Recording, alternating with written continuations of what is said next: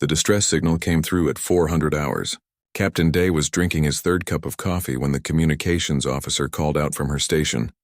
"Sir, we have a priority signal. Unknown vessel, heavily damaged, requesting immediate assistance." Day set down his cup and walked to the main display. The UTN Horizon was a small patrol frigate, one of dozens that watched the outer edges of human space. They saw a lot of traffic out here. Most of it was peaceful. Some of it was not. "Distance?" he asked. 2 million kilometers in closing. "They're leaking atmosphere. Life support is failing. Bring us about. Full speed. Get medical ready." The horizon turned and burned hard toward the damaged ship. Through the viewport, Day could see it now. The vessel was unlike anything in human design. It was elegant with smooth curves and silver plating. Or it had been elegant. Now it was torn open in 3 places, sparking and venting gas into the void. "They're not responding to hails," the communications officer said.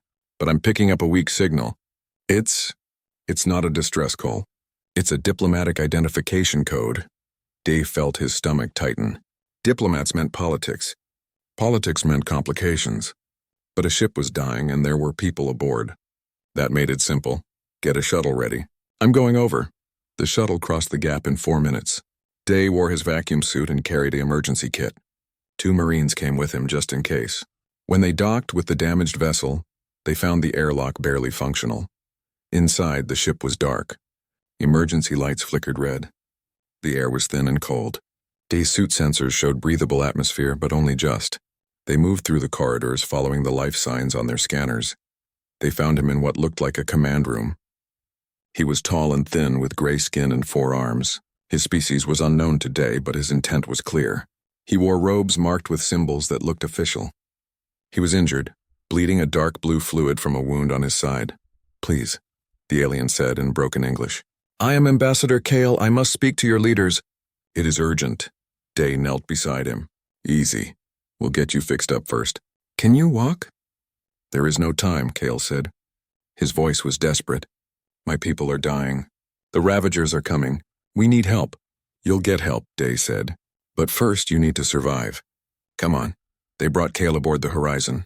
The medical team worked on him while Day stood in the sick bay and watched. The alien's biology was strange, but the doctors were good. They stopped the bleeding and stabilized him within an hour. When Kale woke, Day was waiting. "Thank you," Kale said. "I am grateful. But please, I must send a message to your government. Time is running out." "Already done," Day said. "I sent a report to Earth Command as soon as we brought you aboard. They're waiting to hear from you." Kyle sat up, ignoring the doctor's protests. "Then I must speak now." They set up a communication link in the briefing room. Kale sat before the screen and Day watched as the alien composed himself. When the connection went through, a human admiral appeared on the other end. She looked tired but alert. "This is Admiral Park of Earth Command," she said. "Ambassador Kyle, I understand you have an urgent request." Kyle nodded. "Admiral, I represent the Velnar Coalition. We are an alliance of 3 species. For 2 months we have been under attack by the Ravagers. They are a swarm species.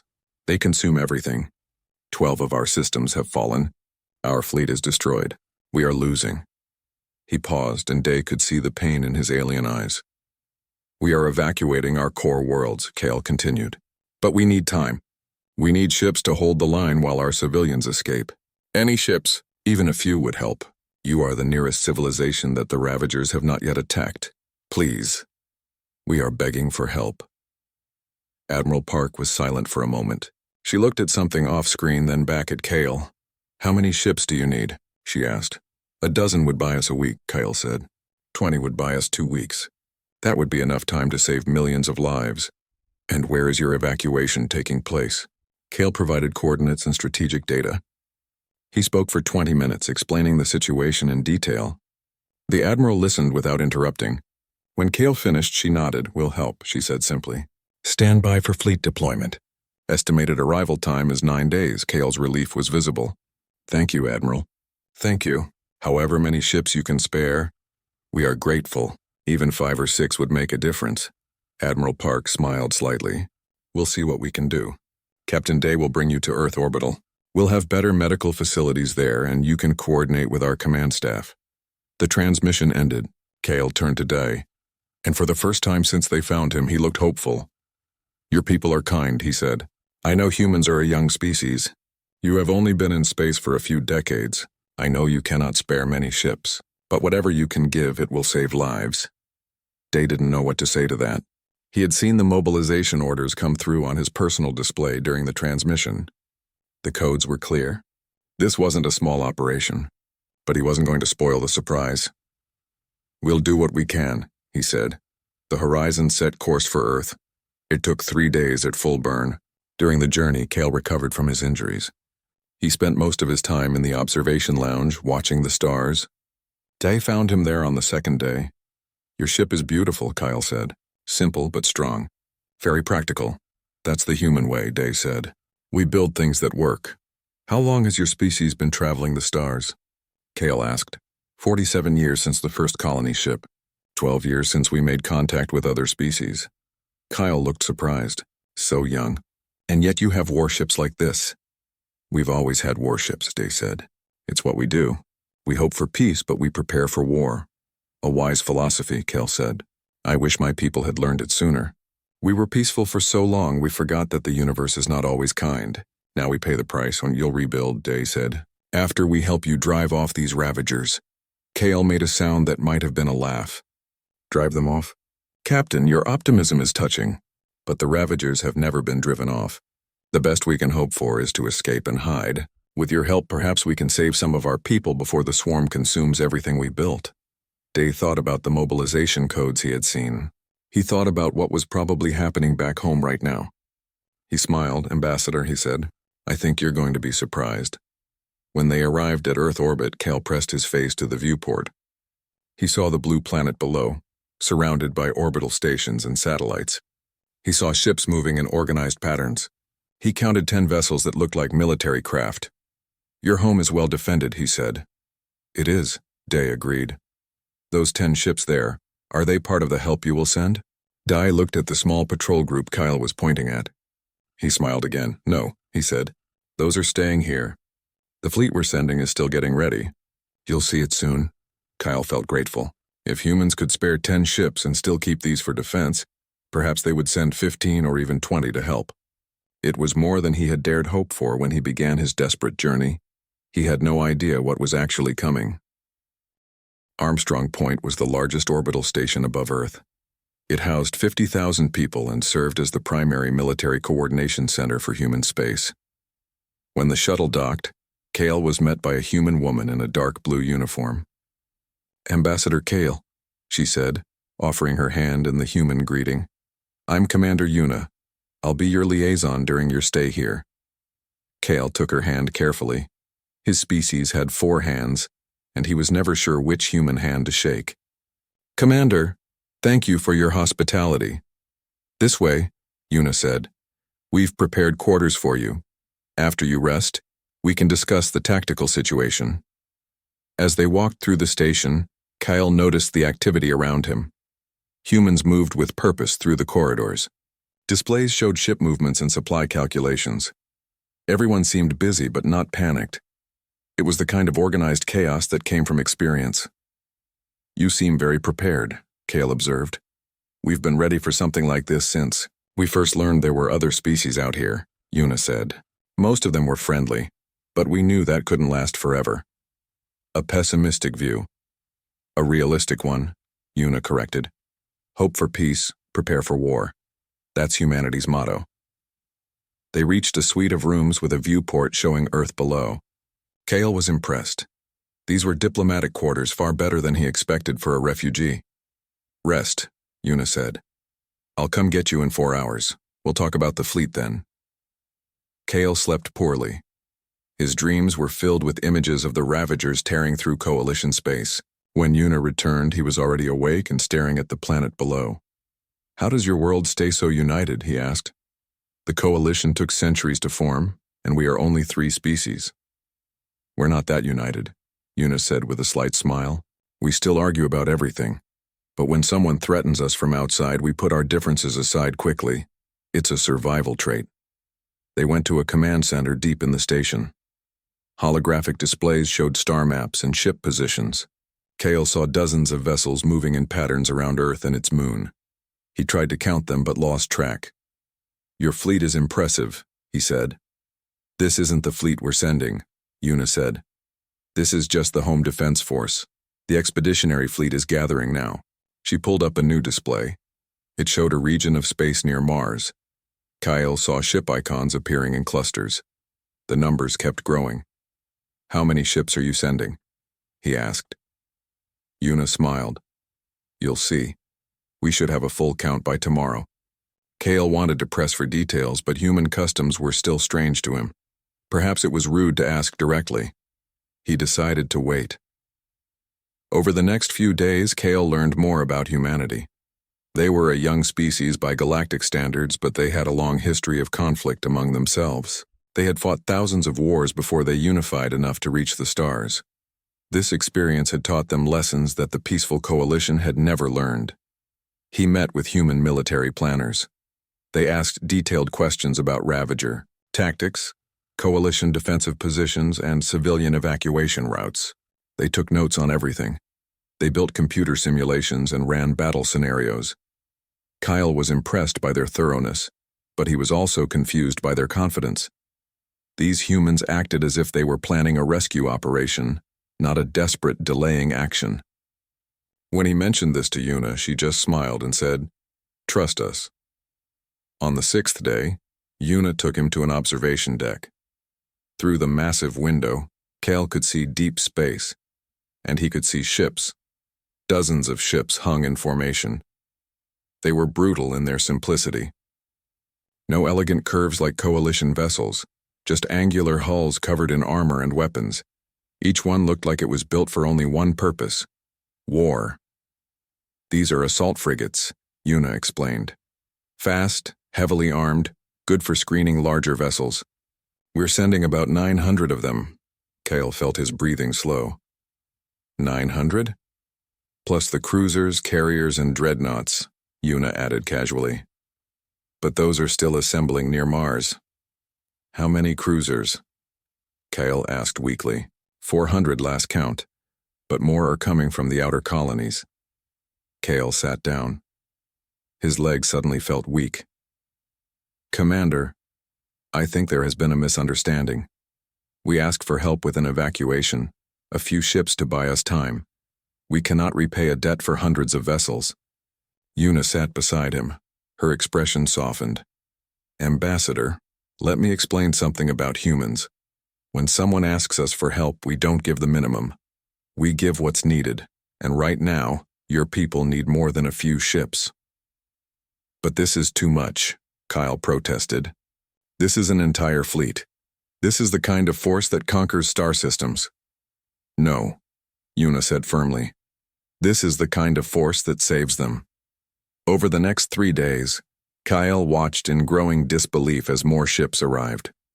The frigates were joined by cruisers, each one twice the size.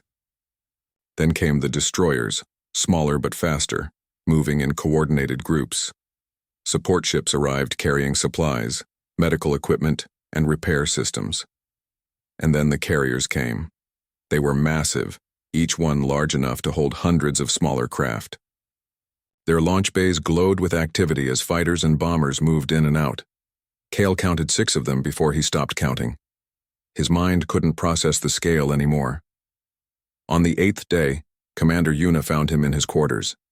He was staring at a data pad, looking at the updated ship count.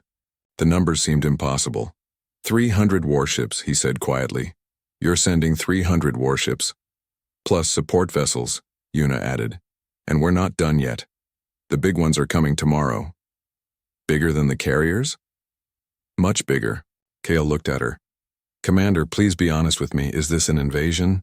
Are you using my people's crisis as an excuse to expand human territory? Yuna's expression hardened. No, we don't work that way. You asked for help. We're giving it. What you do with that help is up to you. Then why so many ships? We only need enough to cover an evacuation. Because we're not just covering an evacuation, Yuna said. We're ending the threat. The Ravagers attacked you. They'll attack others. They'll eventually attack us. So we're going to stop them now while we're helping you. You can't stop the Ravagers, Kyle said. No one has ever stopped them. They've destroyed civilizations older and stronger than yours.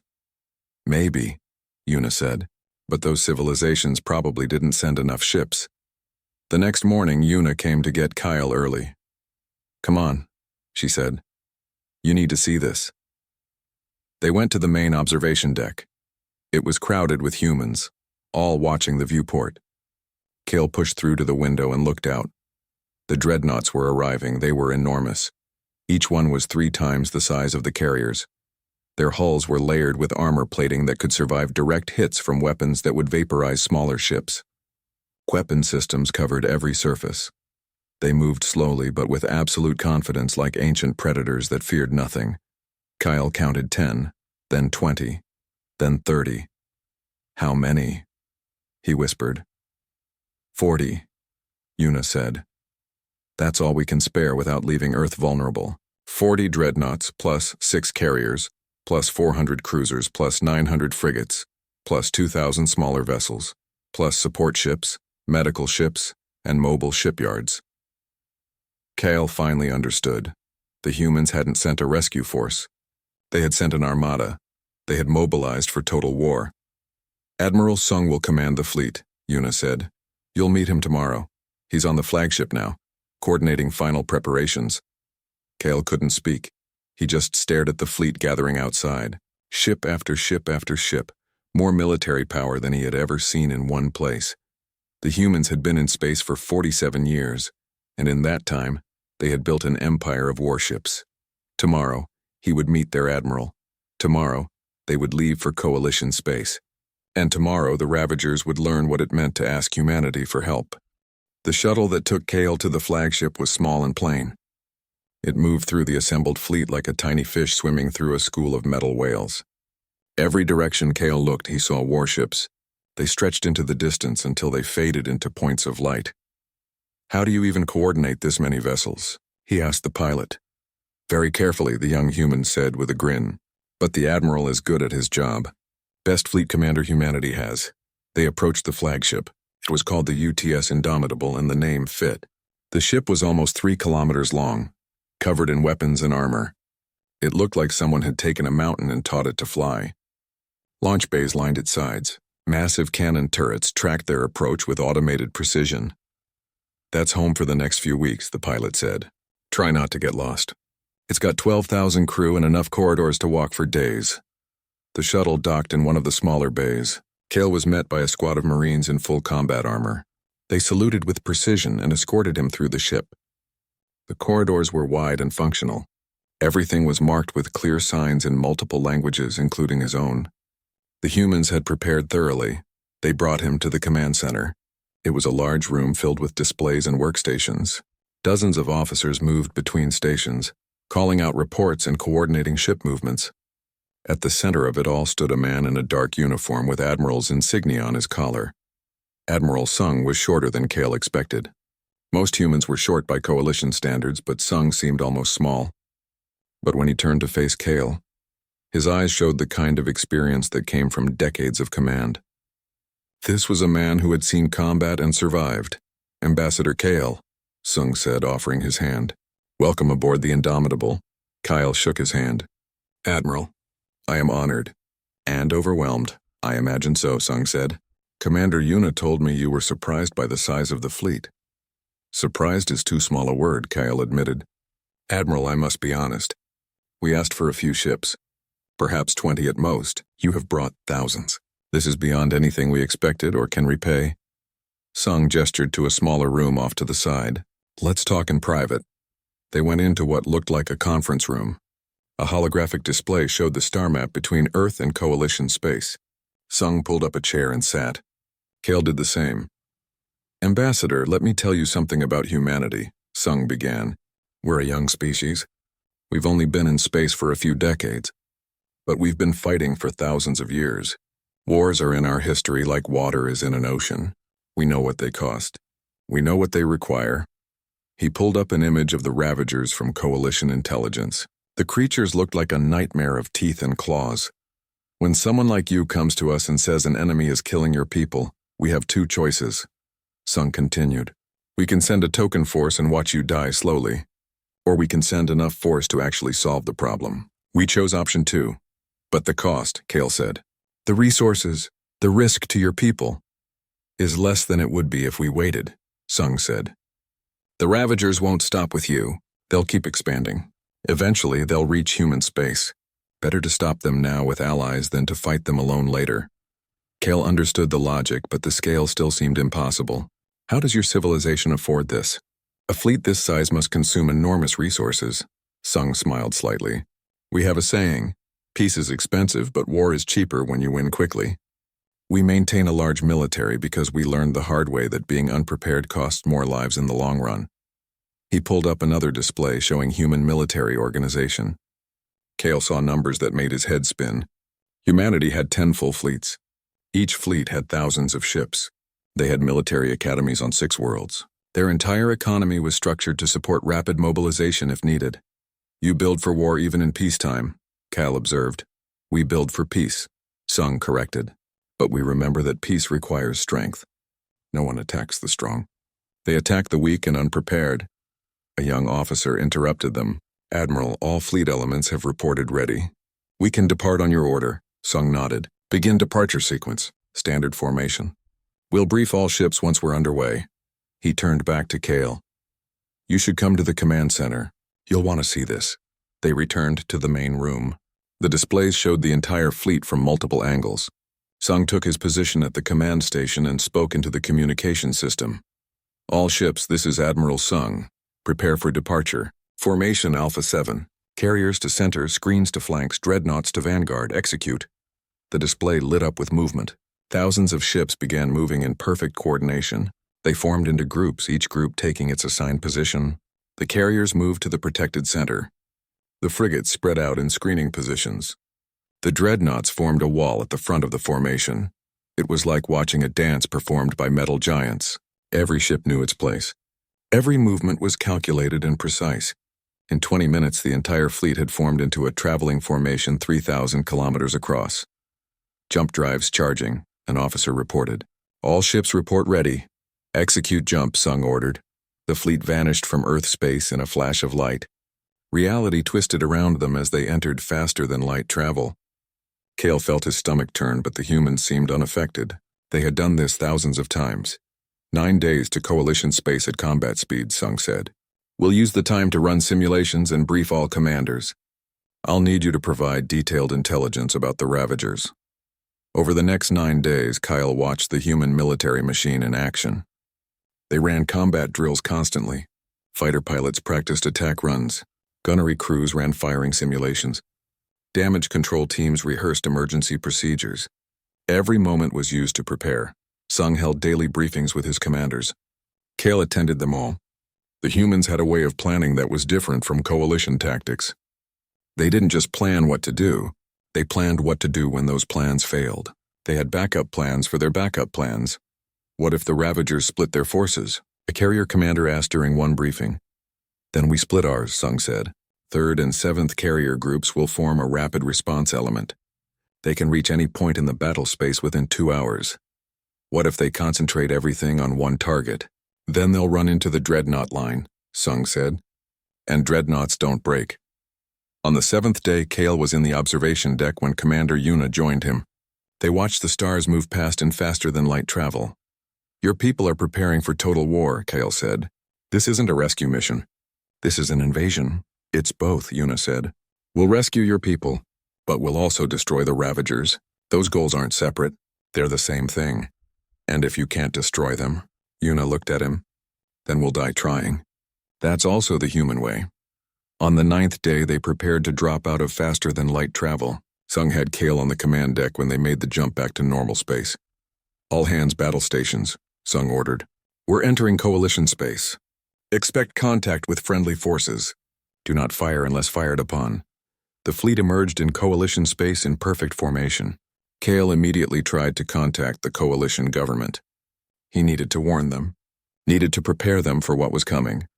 This is Ambassador Kale to Coalition Command. Please respond. Urgent message, the response came quickly. It was President Hana herself. Kale thanked the stars. We thought you were dead. Where are you? I'm with the human fleet, Kyle said. They've come to help us, but please prepare for their arrival. There are many of them. How many? Hana asked. Kyle looked at the tactical display showing thousands of ship icons. All of them, he said quietly. They brought all of them. There was silence on the other end. Then Hana's voice came back, confused. I don't understand. How many ships are you talking about? 5,000 warships, Kale said. 150,000 human personnel. 6 carrier battle groups. 40 dreadnoughts. President Hana, they didn't send a rescue force.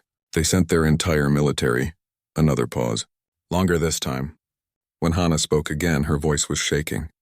That's impossible. No civilization mobilizes that quickly. Humans do, Kale said. Are they invading us? No, they're saving us. But please, you must see this for yourself. Nothing I say will prepare you. Admiral Sung stepped up beside Kale. Ambassador, may I speak to your president? Kale handed over the communication device. Sung spoke with calm authority. President Hana, this is Admiral Sung of the United Terran Navy. 5th Fleet reporting as requested. We're here to assist with your evacuation and to neutralize the Ravager threat. Where do you need us?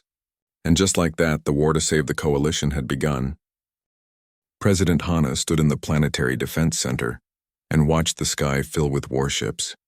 Her hands gripped the edge of the console so hard her knuckles turned white. Beside her, the coalition's top military commanders stood in shocked silence. How many? Someone whispered.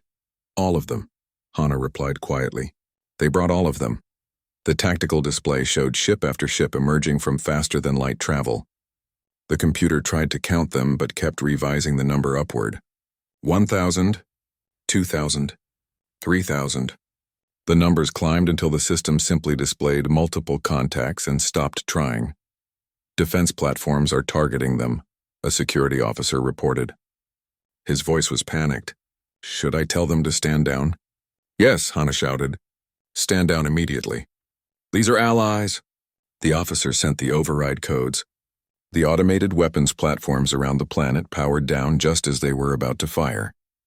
Hana felt sweat on her forehead. They had almost started a war with the only people who could save them. A message came through from the human flagship. President Hana, this is Admiral Sung. We're detecting weapons locks. Please confirm we have clearance to approach. You have clearance, Hana said quickly. Full clearance. You can approach the planet. Please come down. We need to coordinate. Acknowledged. My shuttle will arrive in 30 minutes. Hana used those 30 minutes to gather the Coalition Council. They assembled in the main chamber, all of them looking at the displays showing the human fleet. None of them could quite believe it. They're a young species, Vex said. He was the Coalition's senior military advisor, a veteran of 2 small wars. Where did they get this many ships? They built them, Hana said. Apparently this is what they do. For what purpose? Who are they planning to fight? Everyone, Kale's voice came through the communication system. They plan to fight everyone. It's their nature. They prepare for war even in peace. The council members looked at each other nervously. A species that built for constant war was dangerous, but right now they needed dangerous. The Ravagers were 3 days from the nearest coalition colony. Without help, millions would die. The human shuttle landed at the government complex. Hana went to meet it personally. When the ramp lowered, Admiral Sung stepped out. He was flanked by 2 Marines in powered armor, each carrying weapons that looked far too advanced for humanity's supposed technology level. Sung saluted. It was a human gesture, but Hana understood its meaning. Respect between equals, Admiral, she said. Welcome to Velnar. Thank you for coming. Thank you for having us, Sung replied. I understand the situation is urgent. Shall we begin? They went to the war room. The Coalition's military staff was already there, with holographic displays showing the current tactical situation. It was grim. The Ravagers were advancing on multiple fronts. Coalition forces were spread thin, trying to defend 6 different systems. None of the defensive lines were strong enough to hold for more than a day or 2. Sung studied the displays in silence for a full minute. His eyes moved from point to point, calculating something. Finally, he nodded. I can work with this, he said. Vex spoke up. Admiral, with respect, the situation is desperate. We appreciate whatever help you can provide, but the Ravagers have never been stopped. Our best hope is to delay them long enough to evacuate. Sung looked at him calmly. Commander Vex, I didn't bring 5,000 ships to delay anyone. I brought them to end this threat. That's impossible, Vex said. The Ravagers are too numerous. They adapt too quickly. Every species that has fought them has lost. Then they didn't bring enough ships, Sung said simply. He turned back to the display and began pointing. Here's what we're going to do. First, 3rd and 7th carrier groups will establish defensive perimeters around your core worlds. That's 1,800 ships. They'll protect your evacuation and provide a fallback position if needed. His finger moved to another point. Cruiser squadrons will escort your civilian vessels. Each convoy gets a full squadron. That's 40 ships per convoy. No civilian transport travels alone. Another point. The Dreadnought line will meet the Ravagers here at the Keth Nebula. It's a natural choke point. They'll have to come through there to reach your worlds, and when they do, we'll be waiting. Hana looked at the location he indicated. That's very close to their main force. If you engage them there, you'll be outnumbered. Let me worry about that, Sung said. Over the next 2 days, the human fleet deployed with mechanical precision. The carriers took up positions around coalition worlds. Their fighter screens flew constant patrols. The cruisers organized the civilian evacuation. Millions of coalition citizens were loaded onto transport ships and moved to safer systems. And the dreadnoughts moved toward the Keth Nebula. Hana watched from the command center as 40 massive warships took up positions in a formation they called the Wall. They spread across the nebula's entrance, overlapping their fields of fire. Each dreadnought was surrounded by a screen of frigates and destroyers. Behind them, carrier groups waited to provide support. It's not enough, Vex said quietly. The Ravagers have over 300 vessels in their main fleet. Even with human weapons, 40 dreadnoughts cannot stop them. We'll see, Hana said. She had learned not to underestimate humans. The Ravagers arrived on the 3rd day. Their fleet dropped out of faster-than-light travel in a disorganized swarm. They had never needed tactics before. They simply overwhelmed their enemies with numbers and ferocity. They saw the human dreadnoughts and charged. Admiral Sung watched the display from the Indomitable's command center. His expression never changed as hundreds of Ravager ships accelerated toward his position. Wait for it, he said calmly. The Ravagers closed to maximum weapons range. They opened fire with energy weapons and mass drivers. The shots scattered across space, uncoordinated but numerous. Human shields absorbed most of the damage. Some shots got through scarring armor but not penetrating. Wait for it, Sung repeated. The Ravagers closed to medium range. They were howling their victory cries on open frequencies. They had broken through every defensive line they had ever faced. These humans would be no different now, Sung said quietly. All ships open fire. 40 dreadnoughts fired as one. Their main cannons were massive plasma accelerators, each capable of punching through a small moon. The combined firepower was like a wall of light. The first wave of Ravager ships simply ceased to exist. They were there, and then they were vapor. 20 vessels destroyed in the first salvo. Reload. Frigate screens, begin harassment fire. Keep them in the kill zones. The frigates opened up with point defense systems and missile batteries. They didn't try to destroy the Ravager ships. They herded them. They pushed them into specific areas of space where the dreadnought weapons could track them easily. The Ravagers tried to swarm. It was their primary tactic. They would overwhelm a single target with dozens of ships attacking at once. But the humans had prepared for this. When Ravager ships concentrated on a single dreadnought, the neighboring ships adjusted their fire to create overlapping kill zones. The more Ravagers that gathered in one area, the more devastating the human fire became. It wasn't a battle. It was a slaughter. Lieutenant Tay flew his fighter through the debris field. His wing was assigned to clean up any Ravagers that tried to flee. So far, he hadn't found any. This is weird, his wingman said over the radio. They're not adapting at all. They've never had to, Tay replied. They always won through numbers. But numbers don't matter when you can't get close enough to use them. A Ravager ship broke from the main fight, engines burning hard as it tried to escape. Tay pursued and locked missiles. 2 shots. The Ravager ship exploded. That's the problem with swarm tactics, Tay said. They work great until you meet someone who knows how to deal with swarms. Back in the main battle, the Ravagers were starting to realize they couldn't win. Their command node, a massive vessel at the center of their fleet, tried to retreat. Sung saw it immediately. All carriers launch bombers. Target the command node. I want it dead. Hundreds of bomber craft launched from the carriers. They flew in coordinated wings, protecting each other from Ravager fighters. When they reached the command node, they released their payloads. The massive Ravager ship tried to defend itself. Its shields flickered and failed. Armor melted under sustained fire, and then its reactor breached. The explosion lit up space. When the light faded, the command node was gone, and with it, the Ravager's coordination collapsed. The remaining Ravager ships broke and ran in all directions. Human forces pursued. The frigates were faster and hunted them down. The fighters chased them into the nebula. The cruisers caught the ones that tried to jump away. By the end of the day, the battle was over. 300 Ravager vessels had entered the Keth Nebula. None left human casualties, 17 ships damaged, 0 ships destroyed, 0 personnel killed. In the Coalition Command Center, the room was silent. Everyone stared at the display showing the battle results. Vex sat down slowly, his hands shaking. "They didn't just win," he whispered. "They didn't lose anyone." Hana activated the communication to Admiral Sung. "Admiral, that was... I don't have words." "Just doing our job, President," Sung replied. His voice was calm, as if he had just completed a routine patrol. "The Keth Nebula is secure. We're beginning pursuit operations now."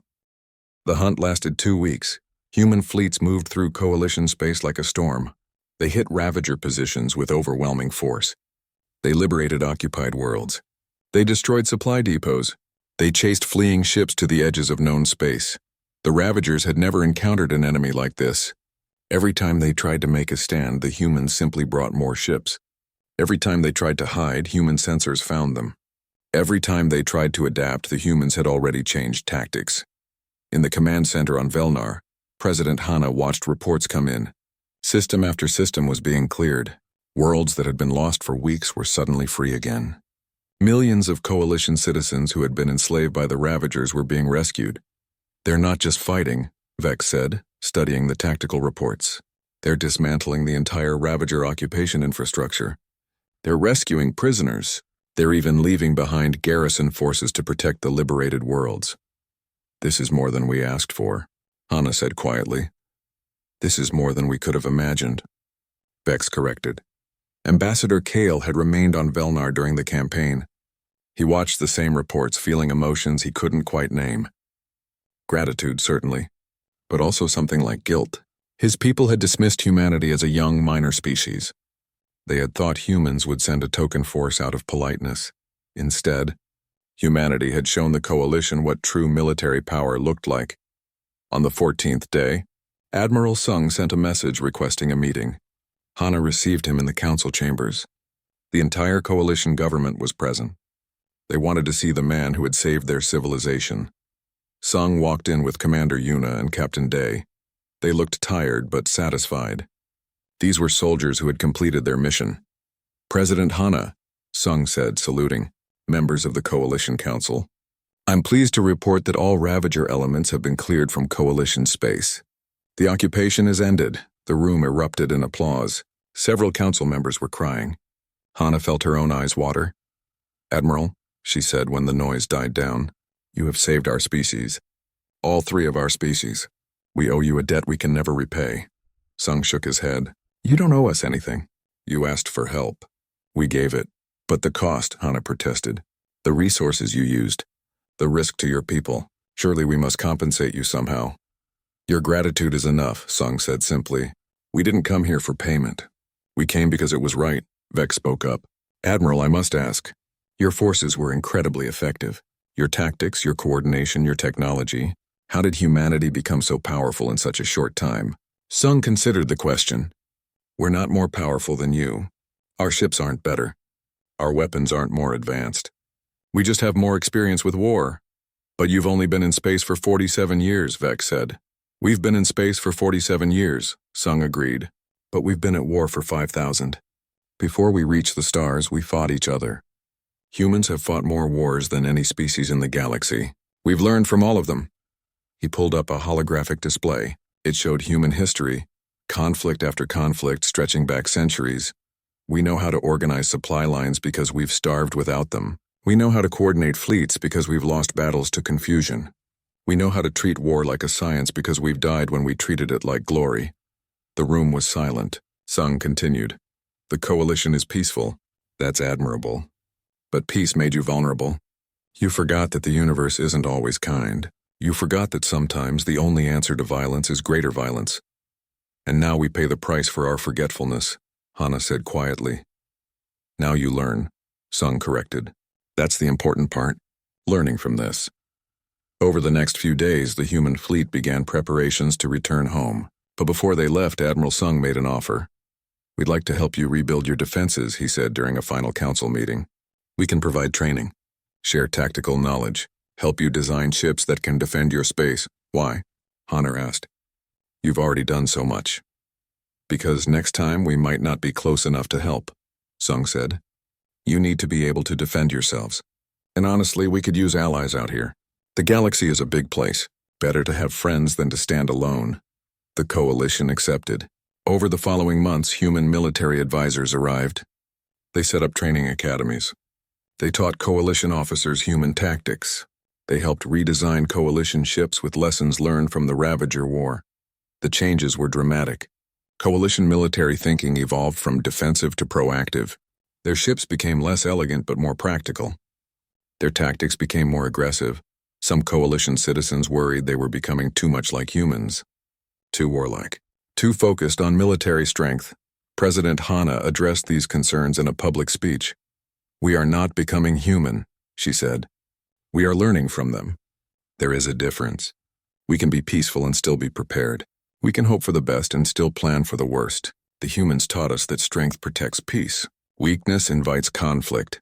Ambassador Kale watched the speech from his office. He thought about his journey to human space, desperate and alone. He thought about asking for a few ships. He thought about what actually arrived. A message came through on his personal communicator. It was from Captain Day, who had been the first human he met. Hey, Ambassador, how are things? Heard you're getting a fancy new fleet built. Try not to need us to save you again. It's expensive, Kale smiled. Human humor was strange, but he had learned to appreciate it. Captain, he replied, if we ever need help again, I'll make sure to be more specific about how many ships we want. Good plan, Day wrote back. Because next time we might send even more. 6 months after the humans left, the coalition held a memorial ceremony.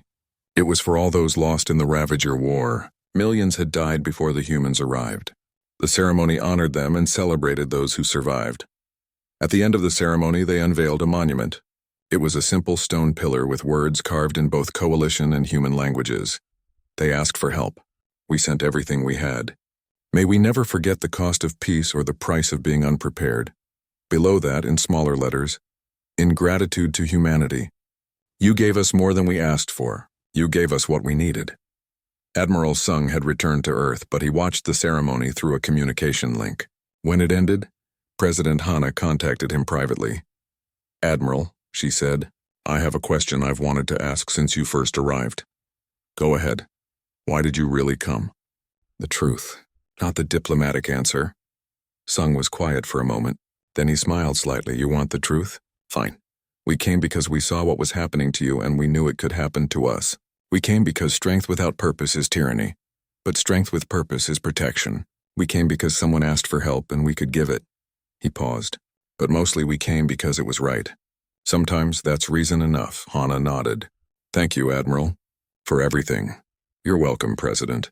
Take care of yourselves out there. The communication ended. Hana looked out at the memorial, at the crowds of coalition citizens paying their respects. Her people would remember this lesson. They would be ready next time. In human space, the Fifth Fleet had returned to Earth. The ships were being repaired and resupplied. The crews were getting well-deserved leave. But the military planners were already studying the next potential threats, because that was the human way. Always watching. Always preparing. Always ready. Commander Yuna sat in her office on Armstrong Point looking at reports from Coalition space. Their new military academy was training its first class. Their ship designs were improving. Their defensive networks were being rebuilt stronger than before. They're learning, she said to herself. Captain Day walked by her office and stopped. Talking to yourself again? Just thinking, Yuna said. The Coalition asked for a few ships. We sent thousands. They asked us to help them evacuate. We ended a war. Do you think we overdid it? Day shrugged. Maybe. But better to overdo it than underdo it. At least they're alive to complain about it. True, Yuna agreed. They stood in silence, watching the ships move through Earth's orbital space. Humanity's fleet, ready for whatever came next. You know what the best part is? Day said. What? They'll never underestimate us again. None of the species out there will. They asked for help from a minor species. They got saved by a military superpower. Word will spread, Una smiled. And maybe next time someone will think twice before starting a war near human space. That's the idea, Day said. Peace through superior firepower. And superior firepower through constant preparation. Exactly. They returned to their duties. Outside the station, Earth turned slowly in the void. And around it, thousands of warships stood ready, because humanity had learned a simple truth long ago. Hope for peace, but prepare for war. Give help when asked, but give more than expected. Be kind when possible, but be strong always. And when someone asks for a few ships to help with an evacuation, send them an entire fleet, because that's what heroes do.